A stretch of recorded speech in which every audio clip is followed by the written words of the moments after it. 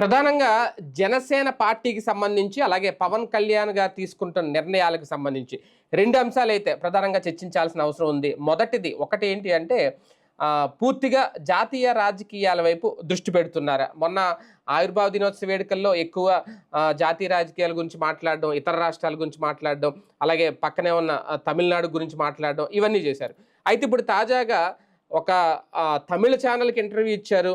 ఎక్కువగా ఆయన అంటే దేశ రాజకీయాల గురించి, త్రిభాషా విధానం గురించి మాట్లాడడం, వాస్తవానికి భారతీయ జనతా పార్టీ తీసుకోవాల్సిన స్టాండ్ పవన్ కళ్యాణ్ తీసుకుంటున్నారా అనే అనుమానం వచ్చేలాగా ఆయన మాటలు ఉండడం, ఇదొక పాయింట్ మీద చర్చించాలి. రెండొక అంశం, ఆంధ్రప్రదేశ్లో జనసేన ఎమ్మెల్యేలు ఇమడలేకపోతున్నారా? తాజాగా వీళ్ళు ఒక రహస్య భేటీ ఏర్పరచుకున్నారు, ఒక సమావేశం ఏర్పాటు చేశారు. దాంట్లో నాదెండ్ల మనోహర్ కూడా హాజరయ్యారు అనేది పవన్ కళ్యాణ్ గారికి తెలియకుండా, కాకపోతే అఫీషియల్గా అయితే ఎక్కడ దాని గురించి మాట్లాడట్లేదు. కానీ ప్రధానంగా ఆ భేటీ వెనక అసలు కారణం ఏంటంటే వాళ్ళకి ఎక్కడ నియోజకవర్గాల్లో సరైన గుర్తింపు లభించట్లేదు, తెలుగుదేశం పార్టీ నాయకులు వాళ్ళని చిన్న చూపు చూస్తున్నారు. ఇలా కొన్ని కీలక అంశాల మీద రహస్యంగా ఎమ్మెల్యేలు అందరూ భేటీ అయ్యారు అనేది కూడా ఒక ప్రచారం. ఈ రెండు అంశాలకు సంబంధించి చర్చించే ప్రయత్నం చేద్దాం. సార్, ముందుగా చూసుకుంటే అంటే ఒకటి, జాతీయ రాజకీయాల మీద కంప్లీట్గా ఫోకస్ పెట్టబోతున్నారా, లేదంటే ఇప్పుడున్న పరిస్థితుల్లో ఆయన డిప్యూటీ సీఎం హోదాలో ఉన్నారు ఆంధ్రప్రదేశ్కి సంబంధించి. ఆంధ్రప్రదేశ్ రాష్ట్ర రాజకీయాల వ్యవహారాలే చాలా ఉన్నాయి ఆయన చూడాలనుకుంటే. కానీ తమిళనాడు మీదో లేదంటే ఇంకో రాష్ట్రం మీదో లేదంటే త్రిభాషా విధానం మీద అంటే ఫోకస్ చేయకూడదన్న ఉద్దేశం కాదు, కానీ మాట్లాడకూడదని ఫోకస్ చేయడం వెనక కారణం ఏంటి? అంటే అది తమిళనాడు ఛానల్ వాళ్ళు ఇంటర్వ్యూ కాబట్టి తమిళ వాళ్ళు అడిగిన దానికి ఈయన సమాధానం చెప్పాడు. అందులో ప్రత్యేకించి తమిళనాడు ఛానల్ వాళ్ళకి ఆంధ్ర గురించి, ఇక్కడ ఉన్నటువంటి జగన్ గురించి మాట్లాడితే ఏం ప్రయోజనం, వాళ్ళకి అనవసరం కదా. వాళ్ళు అక్కడ మాట్లాడారు కాబట్టి వాళ్ళు అడిగారా? అదేం కాదు. ఇప్పుడు నిన్నగాక మొన్న ఇదే స్టాలిన్ మీటింగ్ రోజున ఒక విచిత్రమైనటువంటి ప్రెస్ నోట్ రిలీజ్ చేసింది జనసేన. మమ్మల్ని పిలిచారు కానీ మేము అటెండ్ కాలేదని. ఎవరు పిలిచారో తెలియలేదు, ఎందుకు అటెండ్ కాలేదో తెలియలేదు. ఎందుకంటే వాళ్ళు ఎవరు పిలిచారు అక్కడ? ఇప్పుడు జగన్ పిలిచింది ఓపెన్ సీక్రెట్, రేవంత్ పిలిచింది ఓపెన్ సీక్రెట్, కేటీఆర్ పిలిచింది ఓపెన్ సీక్రెట్, షర్మిలను కూడా పిలవలేదు ఆంధ్రాలో. అట్లాంటప్పుడు షర్మిలను ఎక్కడ పిలిచారు? పిలవలేదు కదా వాళ్ళు. షర్మిల పిలిస్తే పరిగెత్తేది కదా ఆవిడ, పిలవలేదు కదా. కాంగ్రెస్ని మామూలుగా పిలిచారు, తెలంగాణలోనేమో ఇద్దరిని పిలిచారు, కాంగ్రెస్ని టీఆర్ఎస్ని. అలాగే కర్ణాటకలో కాంగ్రెస్ని ఒకదాన్ని పిలిచారు, జేడీఎస్ని పిలవల, వాళ్ళు కూటమిలో ఉన్నారు కాబట్టి. అదే సందర్భంలో అక్కడ పంజాబ్లో అకాలీదళ్ వాళ్ళని పిలిచారు, వాళ్ళు ఎన్డీఏలో లేరు కాబట్టి. వాళ్ళ ఫార్ములా ఏంటంటే ఎన్డీఏలో భాగస్వామ్య పక్షాలను ఎక్కడ పిలవాల, మరి తెలుగుదేశాన్ని కూడా పిలవాలి కదా లెక్క అయితే. పిలవలేదు కదా వాళ్ళు. మరి జనసేన ఎవరు పిలిచారు? ఇప్పుడు అందులో కనబడ్డది ఓపెన్గా, వాళ్ళు అనౌన్స్ చేసి మరీ కలిశారు కదా. ఇక్కడికి వచ్చి జగన్ని కలిశారు వాళ్ళు డైరెక్ట్గా, ఓ మంత్రిని పంపించారు ఇక్కడికి. తెలుగుదేశం పార్టీని పిలిచినట్టున్నారు సార్, పిలవలేదు కదా. పిలిస్తే చెప్పుండేవాళ్ళు కదా. బేసిక్గా ఇక్కడ ఎన్డీఏ భాగస్వామి పక్షాలు కాకుండా ఎన్డీఏతర పక్షాలతో కలిశారు వాళ్ళు. లేకపోతే చెప్పేవాళ్ళు కదా ఇల్లు పిలిచారు అని చెప్పేసి. బేసిక్గా ఏంటంటే ఓపెన్ కాల్ వేరు, పర్సనల్గా కలిసింది అయితే వీళ్ళని క్లియర్గా. మామూలుగా ఉజ్జాయింపుగా మాట్లాడటం వేరు. చంద్రబాబుని ఏమైనా కలిసారు వాళ్ళు, లోకేష్ని ఏమైనా కలిసారు వాళ్ళు. వీళ్ళు కూడా ఎంకరేజ్ చేయరు, ఒకవేళ కలుద్దాం అని అనుకున్నా సరే ఆటోమేటిక్గా డిస్ప్యూట్ వస్తున్న ఉద్దేశంతో. అట్లాంటిది అక్కడ జనసేన పిలిచారు అన్నారు, అది వాళ్ళైతే ఏం ప్రకటన చేయలేదు. ఇంకోటి, వాళ్ళు రాని తృణమూల్ కాంగ్రెస్ గురించి చెప్పారు, బీజేడీ గురించి మాట్లాడారు, వైసీపీ గురించి కూడా మాట్లాడారు. మరి జనసేన మేము పిలిచినా రాలేదని వాళ్ళు ఏం చెప్పలేదు కదా. కాబట్టి అక్కడ సంథింగ్ ఏదో ఒక ఇష్యూ నడుస్తుంది. అంటే ఇందులో వైసీపీ వెళ్ళకపోయినా తన స్టాండ్ చెప్పేసినట్టుంది. చెప్పింది నేను అనేది పిలిచారు వాళ్ళు అంతే. జనసేన అట్లా పిలిచినట్టు చెప్పలేదు కదా. అయిపోయిన తర్వాత కూడా మీటింగ్ అయిపోయాక కూడా అవునవును చెప్పలేదు మరి ఎక్కడ. కాబట్టి వీళ్ళు మాత్రం అది క్లెయిమ్ చేసుకున్నారు. అంటే ఇక్కడ ఒక సంకేతం ఏమన్నా ఇస్తున్నారా, మేము మమ్మల్ని పిలుస్తున్నారు, మీరు మమ్మల్ని బాగా చూసుకోవాల్సిందే అని ఏమన్నా కేంద్రానికి సంకేతం ఇస్తున్నారని అర్థం కాల నాకు. కేంద్రానికి అంతే కదా. ఎందుకంటే ఆ ముఖ్య ఎందుకు వచ్చింది అసలు ఇప్పుడు అర్జెంటుగా దాంట్లో? మమ్మల్ని పిలిస్తే మేము వెళ్ళలేదన్న పాయింట్. కాబట్టి అక్కడ ఒక ఇది ఉంది. లేదా ఏమన్నా సరదాగా అందరికీ లెటర్ రాసినట్టు ఏమన్నా రాశారా వీళ్ళకి కూడా? దానికి వీళ్ళు మేము వినమ్రపూర్వకంగా రామని చెప్పారనమాట. సరే, అదంతా వేస్ట్, దాని గురించి టైం కూడా దండగా అయిపోయింది. అది పక్కన పెడితే ఇక్కడ ప్రధానమైనటువంటి అంశం ఏంటంటే అక్కడ మీటింగ్ అయిపోయాక దాని అంశాల మీదన పవన్ కళ్యాణ్ అడిగారు తంతినో సంథింగ్ ఒక తమిళ టీవీ సంబంధించి అవును అవును వాళ్ళు అడిగితే వాళ్ళకి ఆన్సర్ చేశారు. వాళ్ళు అడిగిన ప్రశ్నలు అవి. త్రిభాషా సిద్ధాంతం మీద ఏదంటే భాషలు అనేటటువంటిది కామను అన్నటువంటిది ఆయనే చెప్పుకొచ్చారు. ఒకప్పుడు ఆయనే దాని గురించి తిట్టింది కూడా, ఇది బీజేపీకి అగెనిస్ట్ అయినప్పుడు 18-19 మధ్యలో. ఇప్పుడు ఆయన బీజేపీతో కలిసి ఉన్నారు కాబట్టి ఆయన విధానాలు మార్చుకుంటుంటారు కదా ఒక్కొక్కసారి ఒక్కొక్క విధానము. ఒకప్పుడు చెగువేరా గొప్ప అంటారు, ఒకసారి మళ్ళీ వీళ్ళు గొప్ప అంటారు, ఒకసారి ఆవిడ పేరేంటి మాయావతి గొప్ప అంటారు, ఒకసారి మోడీ గొప్ప అంటారు. కాబట్టి ఆయన విధానాలు ఆయన మారుతూ ఉంటాయి. మారడంలో తప్పు లేదు అన్నటువంటిది వాళ్ళ పార్టీ కూడా భావిస్తుంటుంది, కార్యకర్తలు కూడా భావిస్తుంటారు. ఆయన ఏం తీసుకున్నది లోక్ కళ్యాణం కోసం, దేశ సంక్షేమం కోసం తీసుకుంటారని భావిస్తారు. కాబట్టి ఇష్యూ ఏం లేదు అక్కడ. త్రిభాషా సిద్ధాంతం తప్పేం లేదు, నాకే 4-5 భాషలు వచ్చు, అట్లాగే మిగతా వాళ్ళకి కూడా వస్తే తప్పేంటి అన్నటువంటి పాయింట్ చెప్పుకొచ్చారు. అదేదో ఆయన కావాలని దేశకి నేతగా ఎదగడానికి అన్నటువంటిది నేను అనుకోవట్లేదు. అంటే ఇప్పుడు పునర్విభజన గురించి, నియోజకవర్గాల పునర్విభజన గురించి, దీని గురించి అంటే ఓకే అడిగితే చెప్పడం వేరు. ఈ మధ్యన ఎక్కువగా దాని గురించే మాట్లాడుతున్నారు. ఈయన మాట్లాడలేదు ఇంతవరకు నియోజకవర్గాల పునర్విభజన హిందీ గురించి ఏ ప్రకటన ఏం చేయలే. వాళ్ళు అడిగితేనే చెప్పారు. భాష గురించి మొన్న మాట్లాడలేదు దాంట్లో కదా పార్టీ వీళ్ళ మీటింగ్ లో, రాష్ట్ర ప్రభుత్వానికి సంబంధించిన మీటింగ్ లో, అది కూడా అది అయ్యే టైంలో కదా ఆ రోజున మాట్లాడుకొచ్చింది. అంటే వీళ్ళు కూటమిలో ఉన్నారు కదా, మరి ఎంకరేజ్ చేసుకురావాలి కదా అది, కాబట్టి వచ్చినటువంటిది. అంటే ఒకటి తెలంగాణ రాజకీయాలు, రెండో పక్క తమిళనాడు రాజకీయాల మీద ఏమైనా ఎక్కువ ఫోకస్ చేస్తున్నట్టు కనిపిస్తుందా? ఏం లేదు, మనకి ఏంటంటే ఇక్కడ ఇష్యూస్ మాట్లాడడానికి ఏం లేదండి. ఏమైనా మాట్లాడతారు, సంక్షేమ పథకాలు ఎందుకు ఇవ్వలేదని దాని గురించి మాట్లాడతారా, లేకపోతే కనుక మొత్తం డబ్బులంతా ఒక చోటనే ఖర్చు పెడుతున్నారు దాని గురించి మాట్లాడతారా? ఏం మాట్లాడతారు? ఈ ప్రభుత్వం అంతా అద్భుతంగా ఉందని చెప్పాలి. ఇంకోటి ఆయన దగ్గర నేర్చుకుంటున్నారు, ఆయన ఏం చేస్తే ఎట్లాగా రాజకీయం చేయాలో నేర్చుకుంటున్నారు, పరిపాలన ఎట్లా చేయాలో నేర్చుకుంటున్నారు బాబు గారి దగ్గర. అది నేర్చుకుంటూ అది తప్పని ఎట్టంటారు, నేర్చుకునేటప్పుడు మా మాస్టర్ ఏది చెప్తే అదే కరెక్ట్. అక్బర్ గొప్పోడు అంటే అక్బర్ గొప్పోడు అంటాం, శివాజీ గొప్పోడు అంటే శివాజీ గొప్పోడు అంటాం, అప్పుడు అక్బర్ వెళ్ళన అవుతాడు. నేర్చుకునేటటువంటి విద్యార్థికి మాస్టర్ ఏం చెప్తే అదే కరెక్ట్ కదా. ఇప్పుడు రాష్ట్రంలో జరుగుతున్నదంతా కూడా కరెక్ట్ అని అనుకుంటున్నారు మాస్టర్ దగ్గర నేర్చుకుంటున్నటువంటి విద్యార్థిగా ఆయన. కాబట్టి అదేం ఇష్యూ కాదు. ఇప్పుడు ఇక్కడ ఈ ఇష్యూస్ గురించి ఇంకేం మాట్లాడతారు అక్కడ? ఇంకోటి అక్కడ ఆ ఛానల్ అడిగింది వాళ్ళకి సంబంధించినటువంటి ఇష్యూ. అక్కడ పెద్ద మాస్టర్ ఎవరు? మోడీ. వాళ్ళ పాలసీకి అనుగుణంగానే మాట్లాడాలా. కాబట్టి అక్కడ ఆ ఇష్యూ మాట్లాడుకొచ్చారు. ఇందులో వేరే పెద్ద పెద్ద అర్థాలు తీసుకోవాల్సిన నెసిటీ అయితే కనబట్టలేదు నాకు. మైక్రోస్కోప్ పెట్టి చూస్తున్నారు అనవసరంగా. కాకపోతే బీజేపీ స్టాండ్ ఈయన భుజాన్ని వేసుకుంటున్నారు, బీజేపీ చేయాల్సింది ఈయన చేస్తున్నారు. మన సనాతన ధర్మం కానీ, త్రిభాషా విధానం కానీ, ఇవన్నీ ఈయన సమాధానం చెప్తున్నారు, ఈయన మాట్లాడుతున్నారు అనేది కూడా ఒకటి. కలిసి ప్రయాణం చేస్తున్నారు కదా, అందులో తప్పే ఉంది. మేబీ భారతీయ జనతా పార్టీతో కలిసి ట్రావెల్ అవ్వడం అనేటటువంటిది ఆయన ఫార్ములా మంచిదే కదా అది. ఇప్పుడు కొంతమంది అయితే ఏం మాట్లాడతారంటే బీజేపీలో విలీనం చేసేస్తారు జనసేనని, ఆ తర్వాత పార్టీ నిర్వహణ అంతా భారతీయ జనతా పార్టీ చూసుకుంటుంది, ముఖ్యమంత్రిగా ఈయన అన్నటువంటిది ఆ మధ్యన జరిగిన ప్రచారం. అందులో భాగంగా ఇట్లా మాట్లాడుతున్నారు అనుకోవడానికి ఆయన 15 సంవత్సరాలు సీఎంగా చంద్రబాబు అంటున్నారు. అప్పుడు ఆ లెక్కనైతే ఏమవ్వాలా? భారతీయ జనతా పార్టీ ఒకవేళ ఈయన పార్టీలో విలీనం చేస్తే కూడా 15 సంవత్సరాలు చంద్రబాబుని సీఎంగా చేస్తానికి భారతీయ జనతా పార్టీ ఒప్పుకునేటట్టయితే అప్పుడు చేస్తారు, అంతే కదా. ఈ లెక్కను చూస్తే విలీనం చేస్తారా, లేదంటే ఈయన జాతీయ రాజకీయాల్లో జాతీయ హోదా ఏమన్నా తీసుకొని ఢిల్లీలో ఉండి చక్రం తిప్పుతారనేది వాస్తవం. మొన్న నాగబాబు ఇష్యూ చూసినప్పుడు అయితే ఆ ప్రచారం అనిపించింది, కానీ వాళ్ళేమంతగా ఎక్స్పెక్ట్ చేయట్లేదు. ఎందుకంటే గతంలో కూడా ఈయన నా గొంతులో ప్రాణం ఉండగా పార్టీని విలీనం అయితే చేయను నేను, ప్రజారాజ్యం పార్టీ లాగానే ఈయనే చెప్పారు ఓపెన్ గా. చిరంజీవి గారు కూడా చెప్పారు కదా, విలీనం నా జెండాని అప్పుడు జెండా తీసేస్తున్నారు అన్నప్పుడు, జెండా పీకేస్తున్నారంటే ఎవరైనా తల్లిని అట్లా అంటారా? తల్లి లాంటిది జెండా అది ఇది అని మాట్లాడలేదా? ఇప్పుడు ఆ లెక్కనైతే కనుక నేనే ముఖ్యమంత్రిని అని అనలేదా? అవన్నీ స్టేట్మెంట్స్ అనేది కాలమాన పరిస్థితులకు అనుగుణంగా మారిపోతూ ఉంటుంటాయి.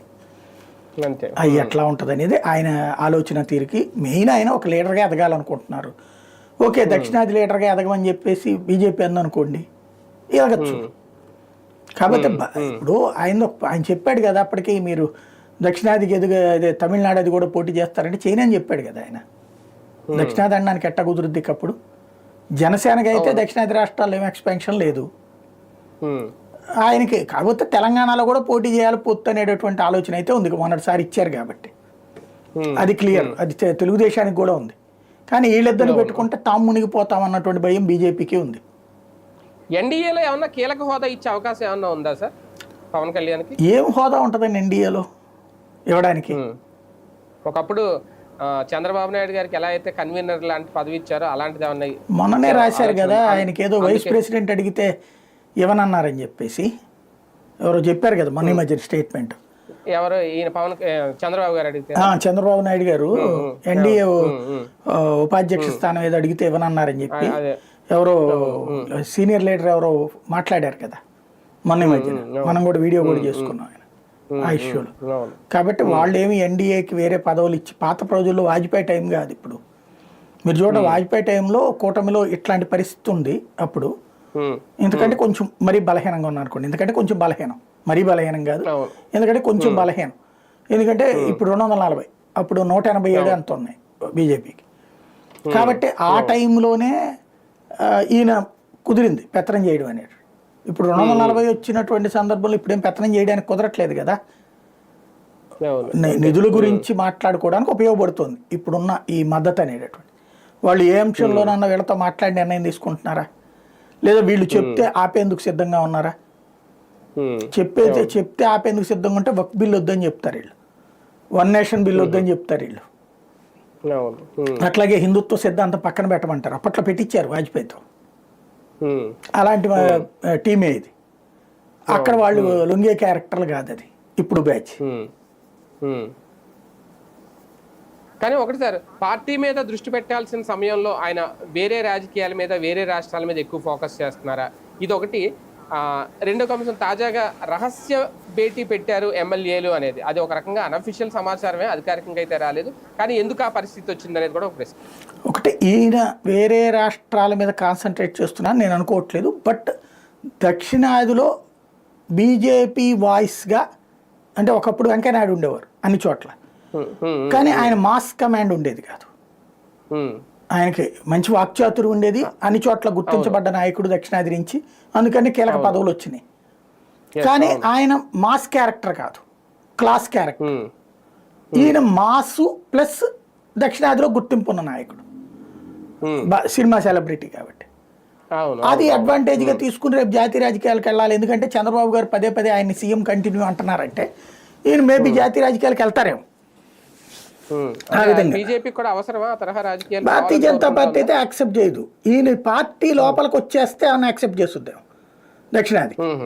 పార్టీ బయట ఉండి వేరే పార్టీగా ఉండి దక్షిణాది మొత్తం పెత్తనం ఆయనకి ఇస్తారని నేను అనుకోను. కాబట్టి మేబీ ఈయన బీజేపీలో చేరిపోయి విలీనం అయిపోయి చేరిపోయేటట్టయితే అప్పుడు దక్షిణాది మొత్తానికి ఈయన తిరుగుతానంటే తిప్పుతారు, ఈయనకి పదవులు ఇస్తారు, కూర్చోబెడతారు, అవసరమైతే కేంద్ర మంత్రి పదవి ఇస్తారు, అంతా జరుగుతుంది. అలా కాకపోతే గనక బీజేపీ ఎంటర్టైన్ చేయదు దక్షిణాది నాయకుడికి. కాబట్టి అది పక్కన పెట్టేస్తే మీరు అన్నట్టు ఎమ్మెల్యేల కాన్సెప్ట్ అంటారా? ఇప్పుడు తెలుగుదేశం ఎమ్మెల్యేల నియోజకవర్గంలో జనసేన వాళ్ళ పరిస్థితి ఏంటి?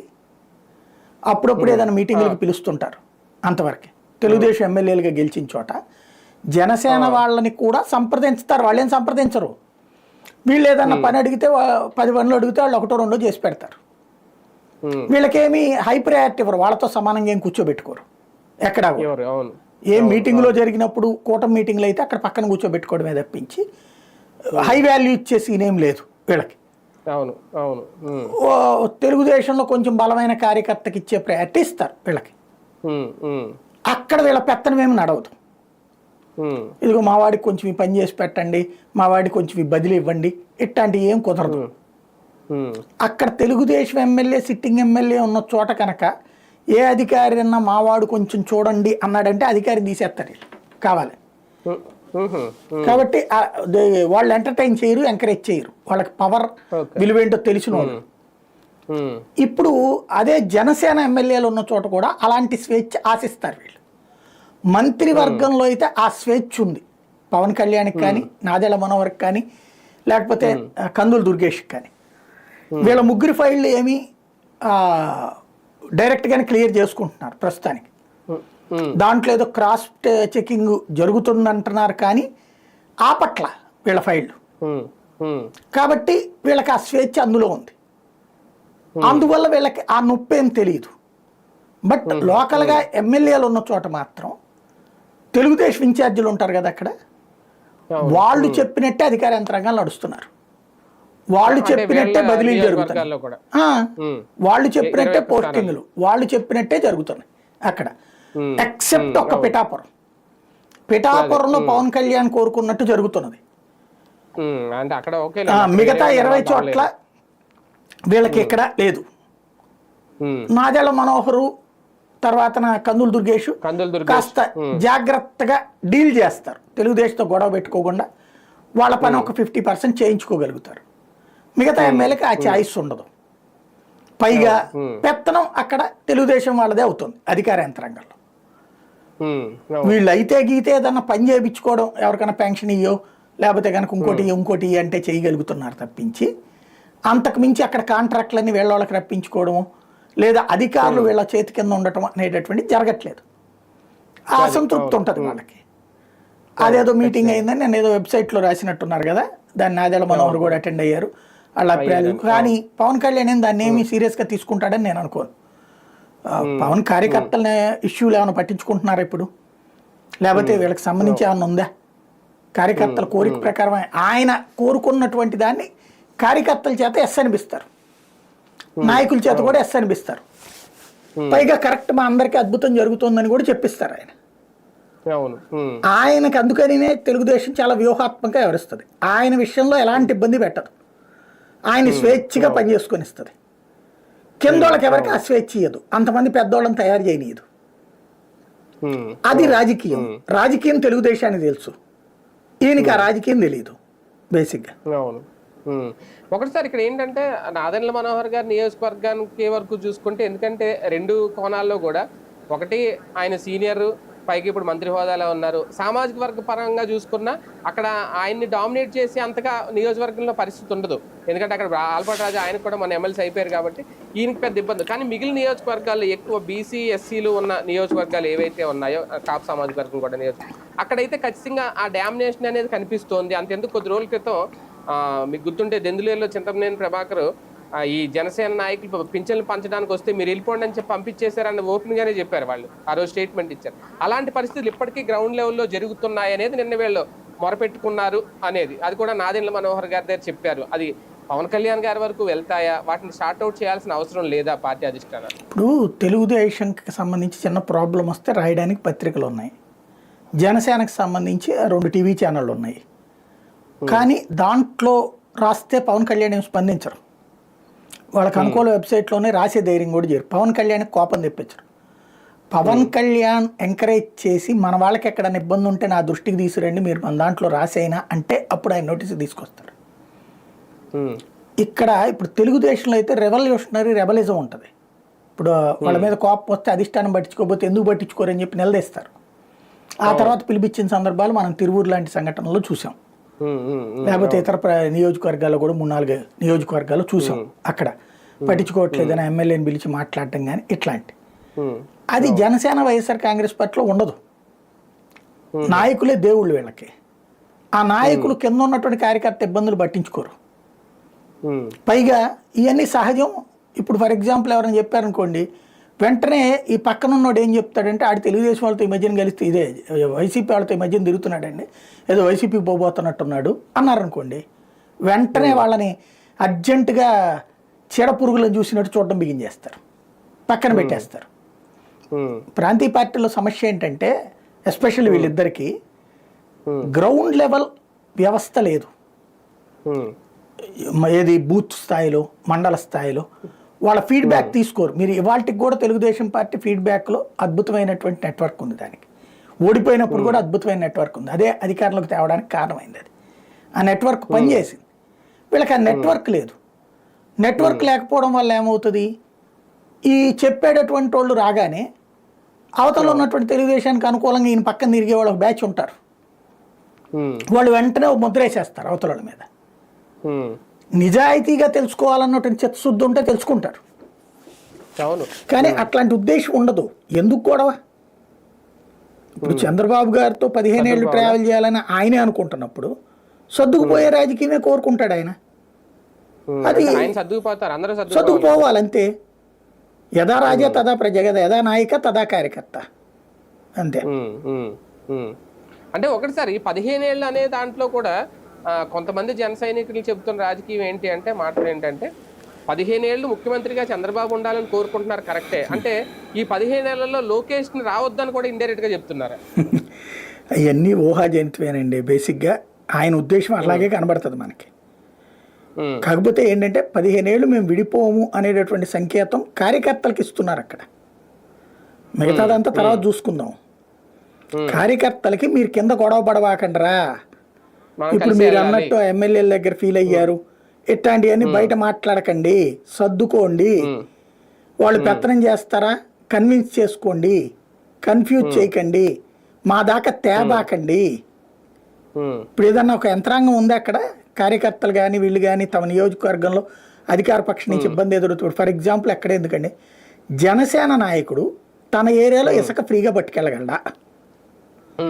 జనసేన కార్యకర్త ఇల్లు కట్టుకుంటుంటే ఇసుక ఫ్రీగా వస్తుందా?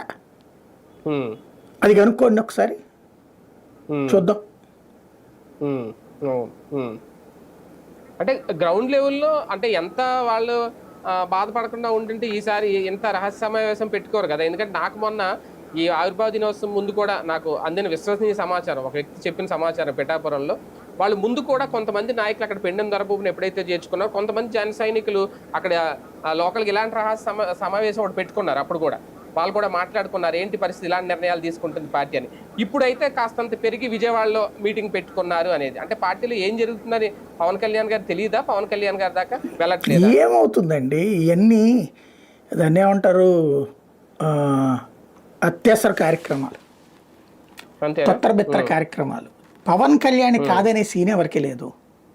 ఈ లోపల కాస్త కడుపులో మంట తీర్చుకోవడానికి మాట్లాడుకుంటారు వీళ్ళందరూ కూర్చుని, ఆడట్ట ఈడెట్ట అనేది. అంత పవన్ కళ్యాణ్ అక్కడ అవతల కమిట్ అయ్యి ఉన్నాక వీళ్ళందరూ ఏం మాట్లాడితే ఏంటి ప్రయోజనం నాకు అర్థం కాల.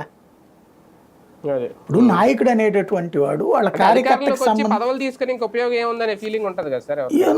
ఇదివరకటితో పోల్చుకుంటే ఇప్పుడు బెటరే కదా నీ లైఫ్ అంటారు. అంతేనా? ఒక కార్యకర్తగా ప్రతిపక్షంలో ఉండి కేసులు గొడవలు బాధలు పడ్డటువంటి వాడివి ఇప్పుడు నీ మాట అంటున్నారుగా. కానిస్టేబుల్ ఎస్ఐ అయితే నేను పోరాంటలేదు కదా, సెల్యూట్ కొడుతున్నారు కదా. నువ్వు ఇంకా ఎక్కువ ఆశించబాక, మరి ఓవర్ ఎక్స్పెక్టేషన్ పెట్టుకోకుండా ఉంటే హ్యాపీ, సింపుల్ అనమాట. రైట్. చూద్దాం నిజంగా రహస్య భేటీ జరిగిందనే ప్రచారం అయితే గట్టిగానే సాగుతుంది. లేదు వాళ్ళ అంతర్మదనం చర్చలు ఏవైతే జరిగినాయో అవన్నీ ఇప్పుడు నాదెండ్ల మనోహర్ గారు పవన్ కళ్యాణ్ దృష్టికి తీసుకెళ్తారా? నిజంగా జాతీయ రాజకీయాలు మొగ్గు చూపుతున్నారా పవన్ కళ్యాణ్? లేదంటే భవిష్యత్తులో ఏమన్నా ఇంకొక కార్యాచరణ ఏమన్నా ప్రకటిస్తారా? ఇవన్నీ జనసేన సైనికులు కూడా చాలా ఆసక్తికరంగా వేచి చూస్తున్నారు. ఏం జరుగుతుందో చూద్దాం.